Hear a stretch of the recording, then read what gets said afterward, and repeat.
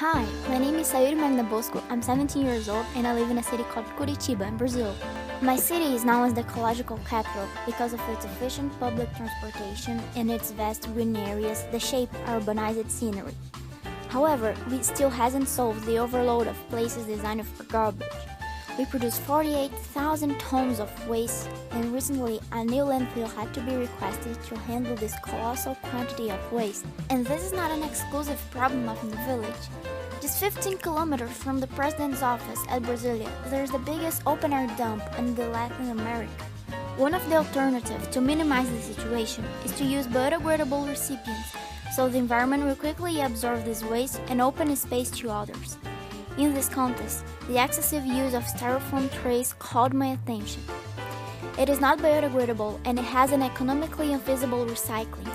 As it is not disposed properly, it ends up polluting rivers and contributing to the formation of floods because it clogs the drains where water should run off. We have a terrible habit to store foods in styrofoam trays.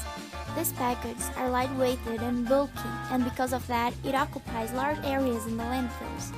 Besides that, they are solid and permeable, becoming a shield over the ground, which hinders the decomposition and compaction of other organic wastes. Another problem here is that 1 in 3 inhabitants become contaminated by food poisoning. This disease results in expenses with medical care and even in death, especially kids' death. So I thought, what if we had a biodegradable package that could replace styrofoam trays? Wouldn't it be awesome if it had an antimicrobial function too? Well, this was enough to motivate me to develop it, and the raw material that I used was sugarcane bags. I chose this material because Brazil is the biggest sugarcane producer in the world, and this plantation produces a lot of waste. More than 200 million tons of bags are thrown away every year, and this is a dilemma since its planting is being stimulated to produce biofuels. Both in industry and in the commerce, the sugarcane juice is used, but not its bags. Considering this situation, its use would be extremely viable, sustainable, and low-priced. To the package's production, I treated the sugarcane bags in order to stop its fermentation. After that, I dried it. Then, I triturated it and it resulted in a powder.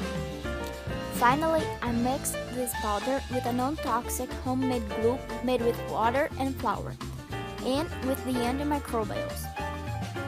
Well, it resulted in a dough, which I molded in the form of the trays. To give it an antimicrobial function, I choose to use spices that contain phenolic compounds in their essential oils. They work as natural antimicrobials against the pathogenic microbiota, which causes disease such as food poisoning. I choose to use cinnamon, clove, oregano, basil, rosemary, thyme, cumin, and marjoram because these spices have a great inhibitory effect over the microorganisms.